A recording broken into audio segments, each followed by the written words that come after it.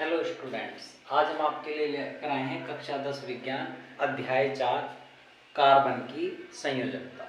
तो बच्चों, कक्षा 10 में कार्बन की संयोजकता बहुत ही इम्पोर्टेंट पार्ट है। लगभग कार्बनिक यूनिट का यो एक ही पार्ट है इसमें कक्षा 10 में, और बहुत ज़्यादा इम्पोर्टेंट है। लगभग 7 से 10 नंबर का यो पार्ट कक्षा 10 में आता है। तो बच्चों, सबसे पहले हम देखें कार्बनिक यौगिक। कार्बनिक यौगिक, तो बच्चों एक छोटी परिभाषा लिखेंगे कार्बनिक यौगिक की। हम कार्बनिक यौगिक को समझेंगे बच्चों। तो कार्बनिक यौगिक कहते किसे हैं? वे यौगिक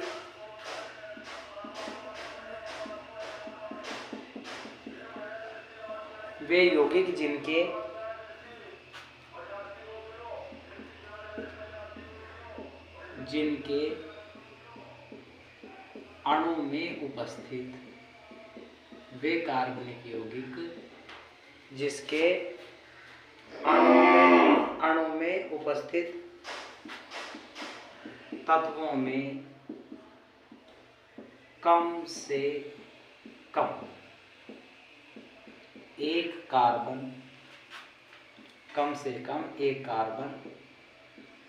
उपस्थित होता है। कम से कम एक कार्बन उपस्थित होता है, कार्बनिक यौगिक कहलाते हैं। कार्बनिक यौगिक कहलाते हैं। वे कार्बनिक यौगिक जिनके अणु में उपस्थित तत्वों में कम से कम एक कार्बन उपस्थित होता है, कार्बनिक यौगिक कहलाते हैं। जैसे बच्चों, उदाहरण CH4, एक कार्बन है, नाम क्या बनेगा बच्चों? मेथेन।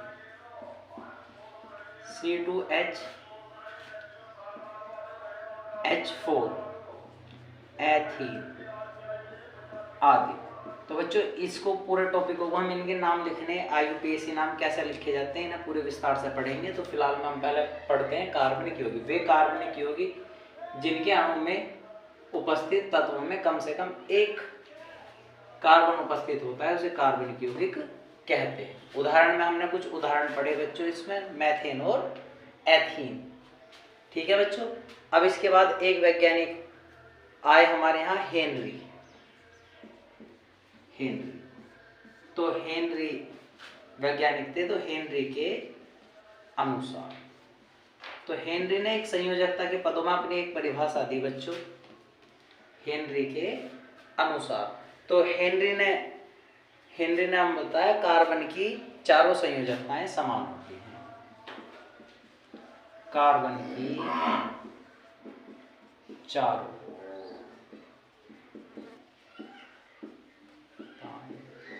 चारों संयोजकताएं समान होती।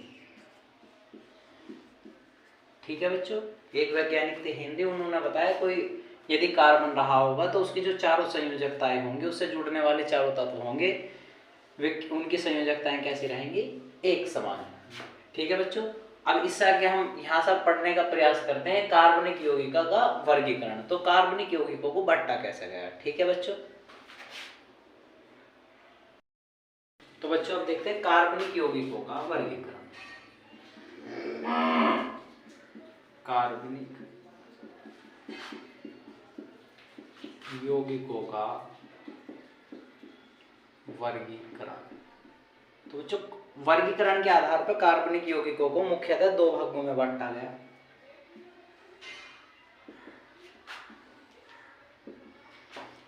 नंबर 1, खुली श्रृंखला वाले यौगिक।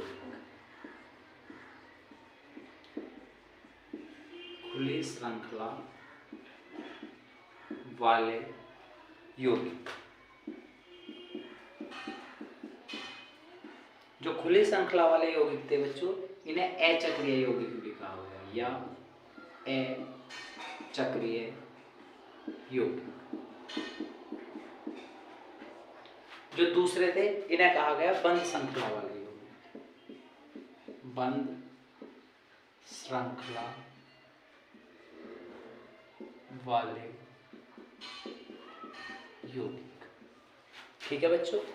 तो बंद चक्र, जैसे हमने खुली श्रृंखला वाले यौगिक या अचक्रीय यौगिक कहा, ऐसे बंद श्रृंखला वाले यौगिकों को चक्रीय यौगिक कहा है या चक्रीय यौगिक। ठीक है बच्चों। अब जो खुली श्रृंखला वाले यौगिक थे इन्हें दो भागों में बांटा गया। इनका एक नाम और था खुली श्रृंखला वाले यौगिक, अचक्रीय कार्बनिक यौगिक या फिर एलिफेटिक या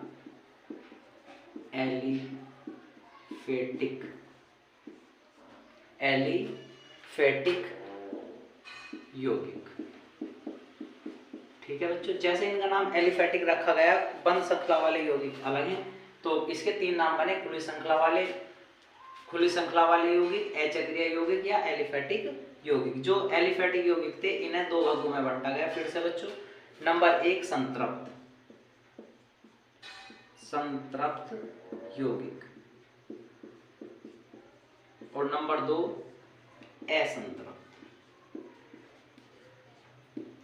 असंतृप्त यौगिक। ठीक है बच्चों। तो जो खुली श्रृंखला वाले यौगिक थे या अचक्रीय या एलिफेटिक यौगिक थे वे संतृप्त और असंतृप्त दो अवस्थाओं में रहे। जो हमारे चक्रीय यौगिक थे ये दो हिस्सों में बटा हुई यौगिक बच्चों। नंबर 1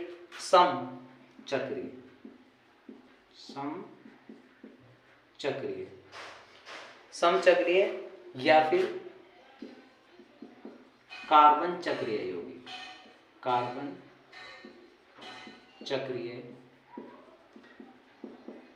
यौगिक। ठीक है बच्चों। पहला समचक्रीय और दूसरे वाले को हमने बांटा विषम चक्रीय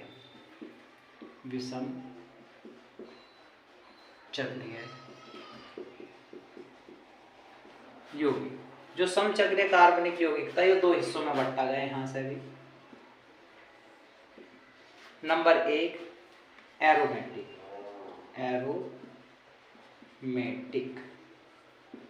एरोमेटिक यौगिक और दूसरे वाले को एलिसाइक्लिक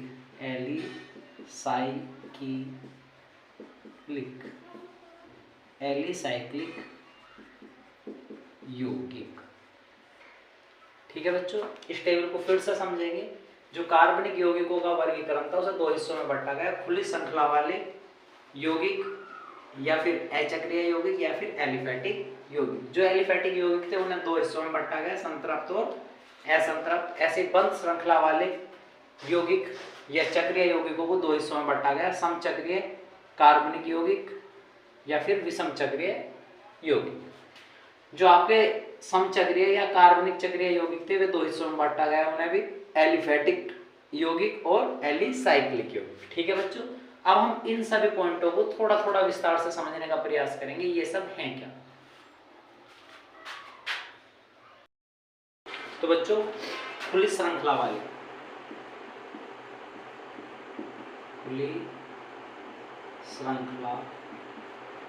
वाले यौगिक जिनका एक नाम और कह सकें हम बच्चों क्या, एलिफेटिक यौगिक।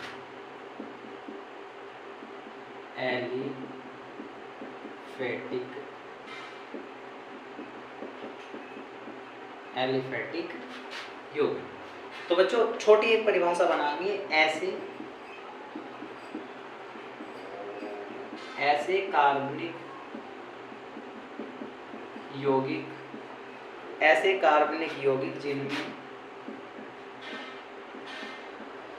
जिनमें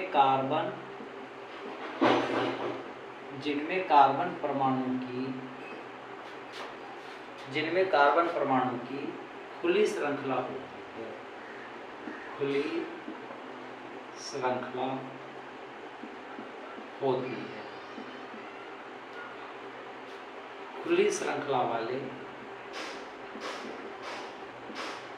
श्रृंखला वाले यौगिक या एलिफेटिक यौगिक कहलाते हैं। एलिफेटिक यौगिक कहलाते हैं। ठीक है बच्चों। अब हम इसे खुली श्रृंखला को समझेंगे। अब खुली श्रृंखला वाले कहलाते हैं और इन्हें हम अचक्रीय कार्बनिक यौगिक भी कह सकते हैं बच्चों। अब देखें खुली श्रृंखला कैसे। उदाहरण, सपोज बच्चों हमने कोई दो या दो से ज्यादा कार्बन लिए, ठीक है। अब एक कार्बन की संयोजकता कितनी चाहिए बच्चों, हमें 4 चाहिए। देखो कैसे, हम कार्बन कितना हुआ है 6, जब इसको तोड़ेंगे तो कितने नियमों में टूटेगा 2 4, यानी कार्बन के बाह्यतम कोश में कितना बच्चों 4, आवश्यकता कितने की है 8 की। तो इसे हम किसी भी यौगिक से इसकी संयोजकता पूरी कराएंगे सबसे पहले। तो पूरी कराने के लिए इसके पास कितनी बॉन्डिंग है इसके साथ 1, तो कितने और चाहिए बच्चों हमें 3, यानी H H H। तो 1 2 3 4 इस कार्बन की संयोजकता पूरी होगी। अब इस कार्बन को देखेंगे 1 2 कितने हाइड्रोजन चाहिए 2, इस वाले कार्बन पे 1 है 1 2 3, कार्बन की संयोजकता पूरी होगी बच्चों सभी की।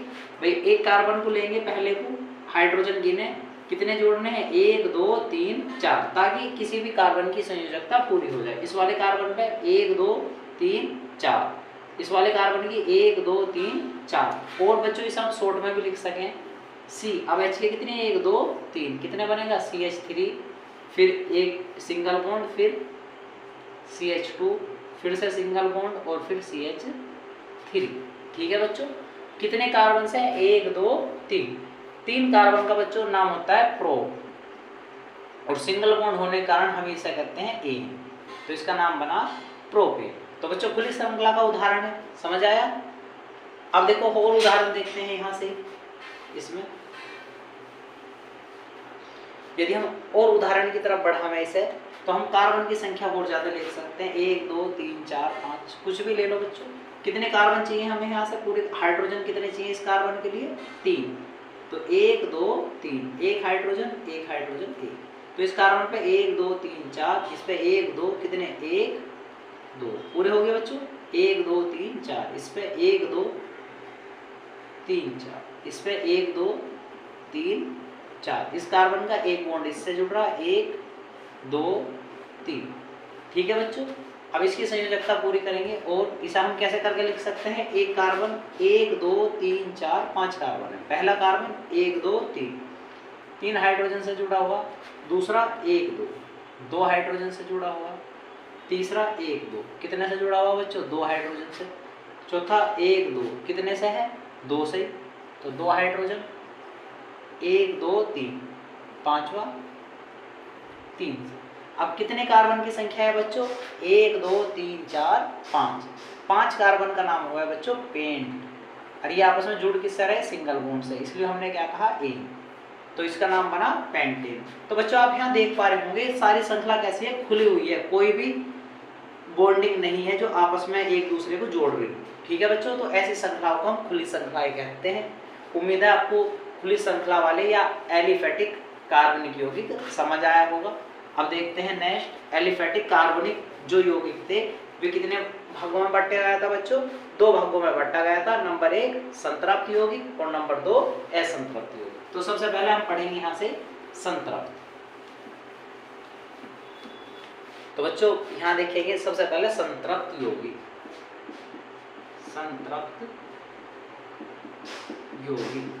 तो बच्चों संतृप्त यौगिक की परिभाषा लिखेंगे यहाँ सबसे पहले छोटी सी। तो संतृप्त यौगिक किसे कहते हैं, एलिफेटिक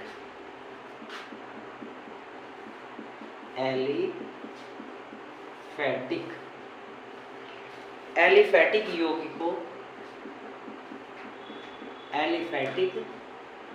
यौगिकों में संरचना में, एलिफेटिक यौगिकों में संरचना में कार्बन, एलिफेटिक यौगिकों में संरचना में कार्बन के मध्य, कार्बन के मध्य यदि एकल बंध होता है, यदि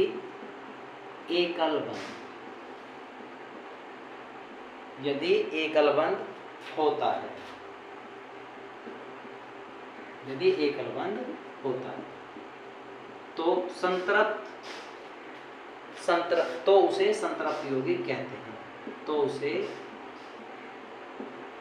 संतृप्त यौगिक कहते हैं। ठीक है बच्चों, एलिफेटिक यौगिकों में संरचना में जब कार्बन कार्बन के मध्य है यदि कैसा हो एकल बंध हो तो उसे हम क्या कहेंगे, संतृप्त यौगिक कहेंगे बच्चों, है ना। तो आप हम इसे IUPAC नाम में सीखेंगे एकल बंध कैसे हुए, पर उदाहरण के लिए समझेंगे जो एकल बंध हुए वे हुए बच्चों एल्केन। किसमें, एल्केन। जो एल्केन है इसका सामान्य सूत्र होगा बच्चों CnH2n+2। तो CnH2n+2। तो जो भी कोई इस सूत्र का पालन कर रहा है जहां n कार्बन की संख्या,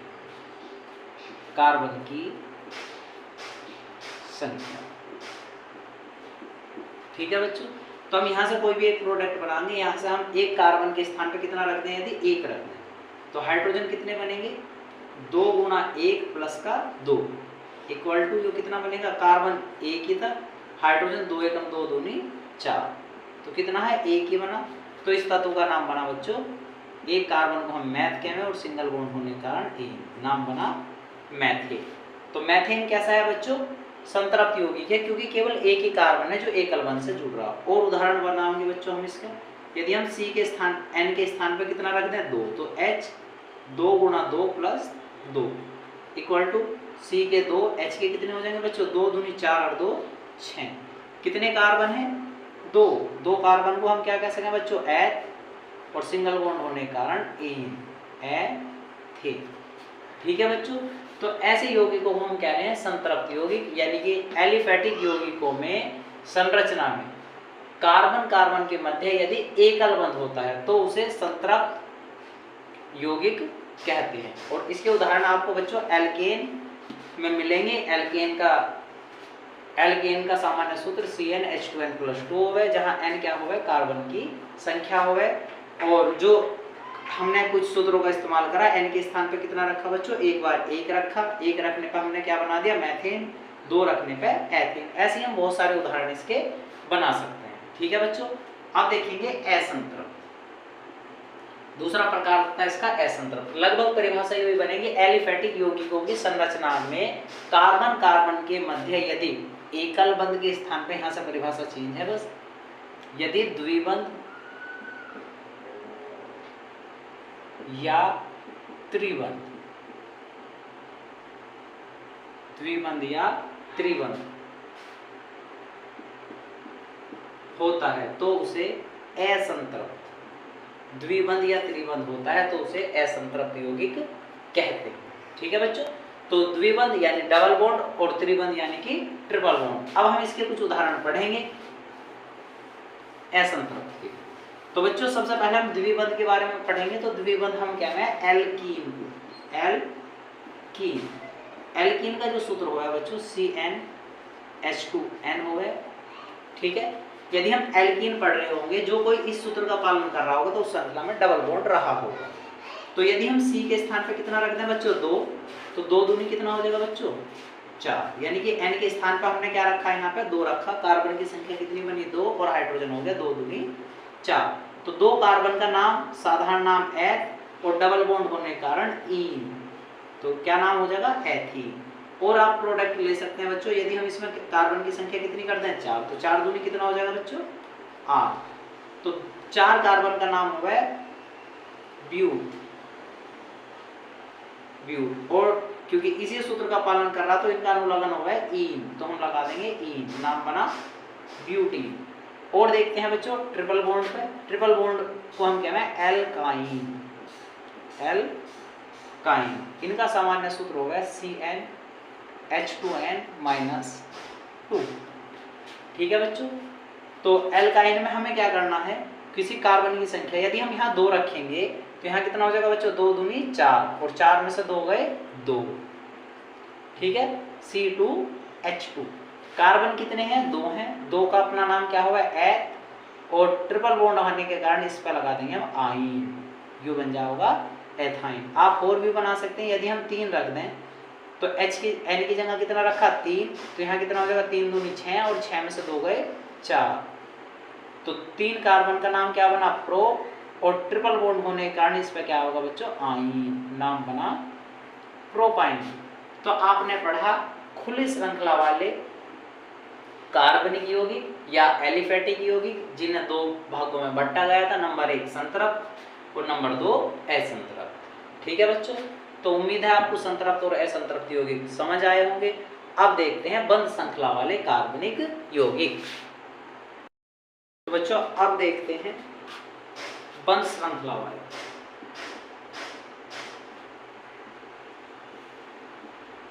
बंध श्रृंखला वाले यौगिक जिनका एक दूसरा नाम होता है क्या बच्चों, चक्रीय यौगिक। चक्रीय यौगिक, ये किताब में आपको इनका नाम बंध श्रृंखला वाले कार्बनिक यौगिक या कार्बनिक चक्रीय यौगिक भी लिखा हुआ मिल सके, है ना बच्चों। तो पढ़ेंगे इसकी परिभाषा, ऐसे कार्बनिक यौगिक, ऐसे कार्बनिक यौगिक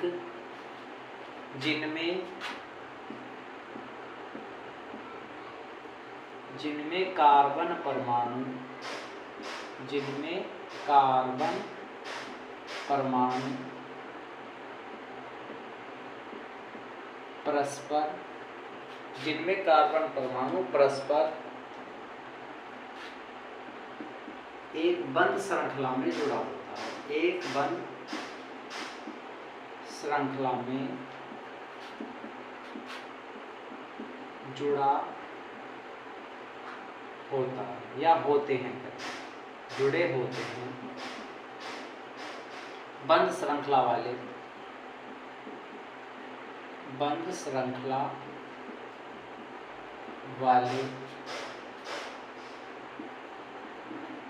वाले कार्बनिक यौगिक कहलाते, बंध श्रृंखला वाले कार्बनिक यौगिक कहलाते।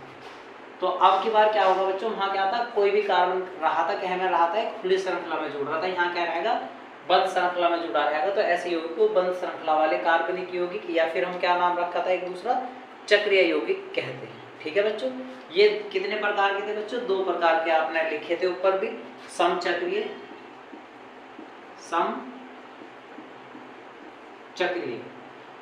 समचक्रीय या फिर कार्बन चक्रीय यौगिक, कार्बन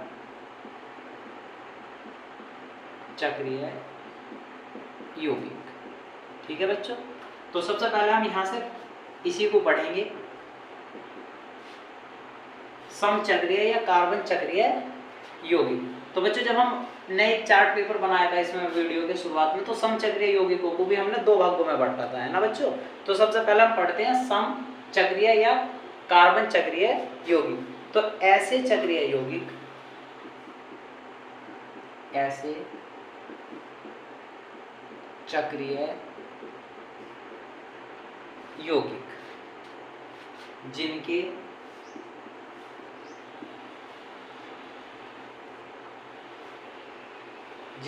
चक्र या वलय, जिनके चक्र या वलय में समान परमाणु की संख्या होती है, समान परमाणु की संख्या होती है। समचक्रीय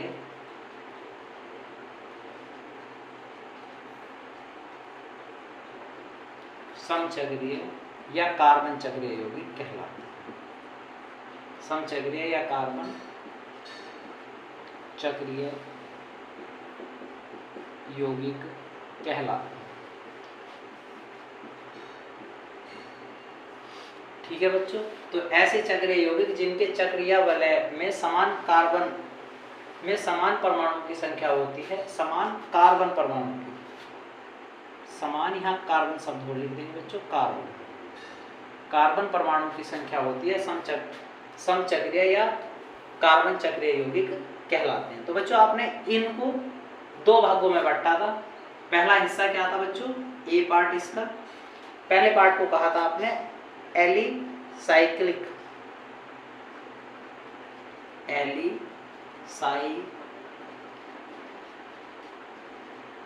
एलिसाइक्लिक यौगिक। तो एलिसाइक्लिक यौगिक तो हम थोड़ा सा विस्तार से पढ़ेंगे बच्चों। यहाँ एलिसाइक्लिक ऐसे कार्बनिक यौगिक जिनकी श्रृंखला चक्रीय होती है। पहले इसी की परिभाषा पढ़ेंगे बच्चों यहाँ से एलिसाइक्लिक यौगिक की।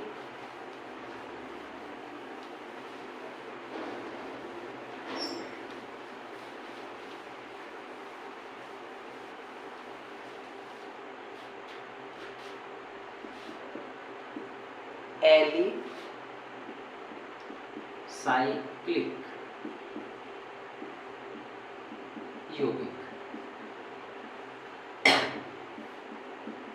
तो एलिसाइक्लिक यौगिक आपने कहा किसे था? ऐसे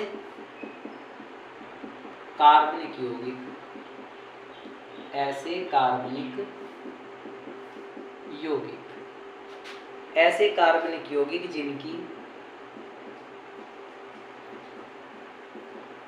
ऐसे कार्बनिक यौगिक जिनकी संरचना चक्रीय होती है, जिनकी संरचना चक्रीय होती है, चक्रीय होती है, परंतु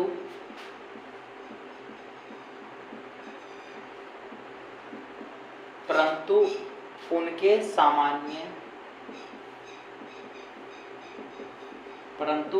सामान्य गुण एलिफैटिक यौगिकों के समान होते हैं। एलिफैटिक यौगिकों के समान होते हैं, यानी कि ऐसे कार्बनिक यौगिक जिनकी संरचना चक्रीय हो परंतु उनके जो सामान्य गुण है वे एलिफैटिक यौगिकों के समान हो गए, ऐसे यौगिकों को हम एलिसाइक्लिक यौगिक कहते हैं। ठीक है बच्चों, कुछ उदाहरण हम इसमें पढ़ेंगे। जैसे कार्बन है CH2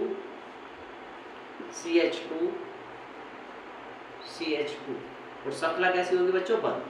तो सबसे पहले आप देखें चक्रीय, देखो एक चक्र जैसा कुछ बना, 1 2 3 और तीनों पे कार्बन की संख्या कितनी है बच्चों? एक का कार्बन है और हाइड्रोजन पे कितने समान है? CH2 यानी CH2 से कोई एक बॉन्डिंग बनी।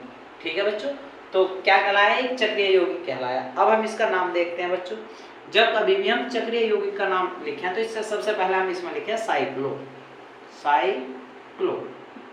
ठीक है बच्चों, अब कितने कार्बन है? 1 2 3, 3 कार्बन का नाम क्या था बच्चों? प्रो, और सिंगल बॉन्ड होने के कारण ई, नाम बना प्रोपेन। आप कोई और श्रृंखला बना सकें बच्चों, सी।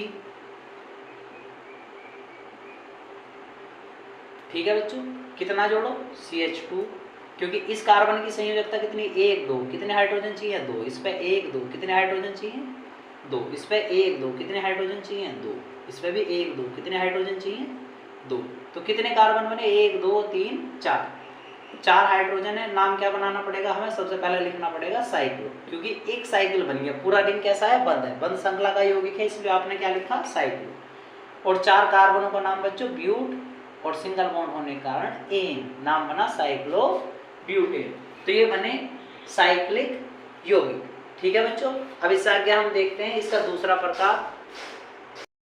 बच्चों दूसरा पॉइंट क्या था इसका? बी पॉइंट था एरोमेटिक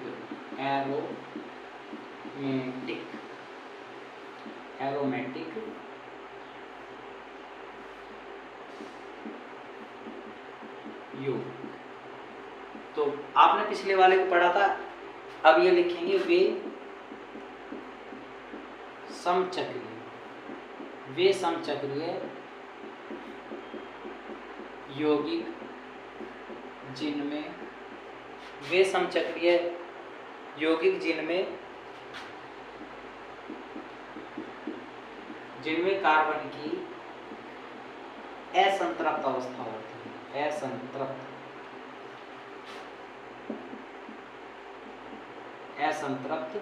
अवस्था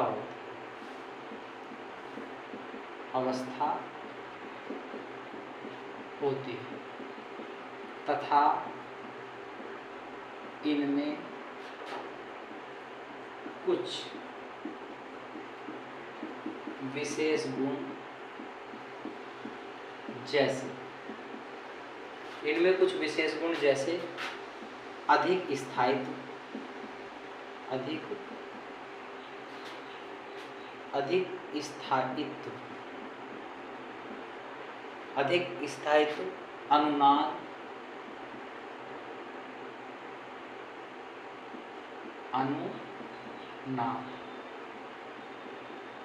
आदि। कुछ विशेष गुण अधिक स्थायित्व, अनुनाद आदि होते हैं, एरोमेटिक यौगिक कहलाते हैं। एरोमेटिक यौगिक कहलाते हैं। ठीक है बच्चों, तो एरोमेटिक यौगिक समचक्रीय यौगिक तो थे, पर कैसी अवस्था वाले थे ये? असंतृप्त, यानी इनमें क्या रहा होगा, कहीं डबल बॉन्ड या ट्रिपल बॉन्ड आ गया होगा। तो ऐसे यौगिकों में कुछ विशेष गुण हो पाए जाए, ये अधिक स्थायित्व यानी कि अधिक समय तक टिके रहें और अनुनाद एक संरचना दर्शावें, तो इन्हें हम एरोमेटिक यौगिक कहते हैं। इनकी संरचनाओं में देखेंगे बच्चों, सबसे मुख्य पॉइंट है इनका बेंजीन। उदाहरण, तो उदाहरण में यदि हम पढ़ेंगे C6H6, इसका नाम है बच्चों बेंजीन। ठीक है, अब हम बेंजीन की संरचना को समझाएंगे आपको। देखो कार्बन कितने हैं? 6।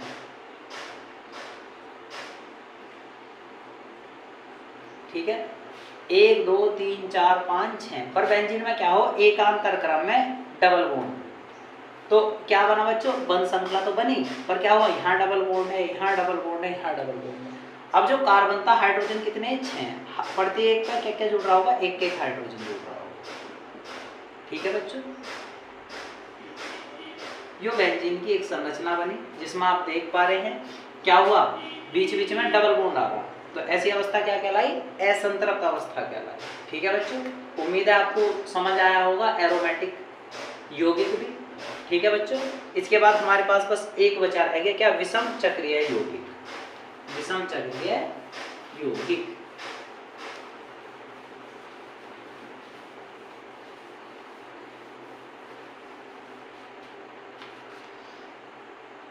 दूसरा पॉइंट इसका,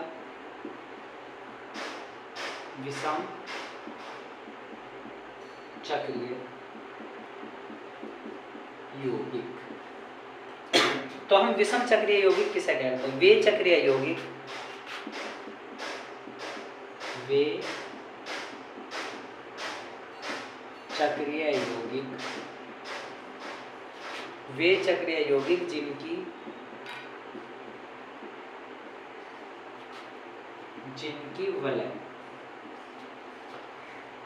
जिनकी वलय में कार्बन के साथ साथ, जिनकी वलय में कार्बन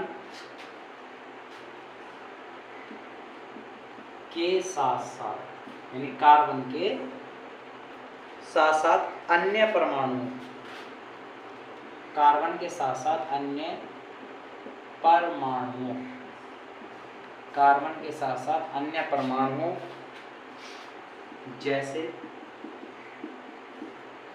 जैसे नाइट्रोजन,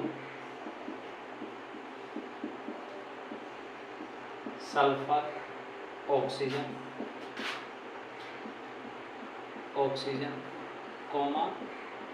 सल्फर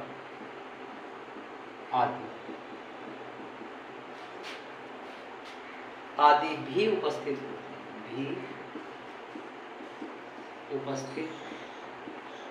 होते हैं, विषम चक्रीय यौगिक कहलाते हैं। विषम चक्रीय यौगिक कहलाते हैं। तो वे चक्रीय यौगिक जिनकी वलय में कार्बन के साथ साथ अन्य परमाणु जैसे नाइट्रोजन, ऑक्सीजन, सल्फर आदि भी उपस्थित होते हैं, विषम चक्रीय यौगिक कहलाते हैं। जैसे कुछ उदाहरण पढ़ेंगे बच्चों हम यहाँ से। C श्रृंखला कैसी भी होनी चाहिए बच्चों, एक बंद श्रृंखला भी होनी चाहिए, पर क्या होना चाहिए, इनमें से कोई परमाणु भी जुड़ा हुआ होना चाहिए। तो जुड़ा हुआ परमाणु के लिए हम हाइड्रोजन जोड़ेंगे, तो हाइड्रोजन जोड़ने पे यहाँ इसकी संयोजकता H, इसकी संयोजकता भी H बनावेंगे। दोनों किससे जुड़ रहा है देखो बच्चों, एक कार्बन देखेंगे, कार्बन का डबल बॉन्ड एक, 3 बना, एक हाइड्रोजन चाहिए, यो कार्बन का, और एक H चाहिए, तो इसकी संयोजकता बनेगी बच्चों। अब यो वाला कार्बन 4 गिनेंगे हम, इस कार्बन पे कितना, 2 और 1 3, 1 H, 2 और 1 3, 1 H। तो ऐसे तत्व का नाम बना बच्चों फ्यूरेन, फ्यूरेन। तो ऐसे तत्वों को हम कैसे कहें बच्चों, विषम चक्रीय यौगिक कहें, यानी कि देखो बच्चों इस पर कार्बन भी थे और एक क्या था, ऑक्सीजन भी था। ठीक है बच्चों, तो उम्मीद है आज का वीडियो आपको पसंद आया होगा। तो बच्चों हमारे चैनल को लाइक करें, हमारे चैनल को सब्सक्राइब करें, वीडियो को लाइक करें और ज़्यादा से ज़्यादा शेयर करें। धन्यवाद।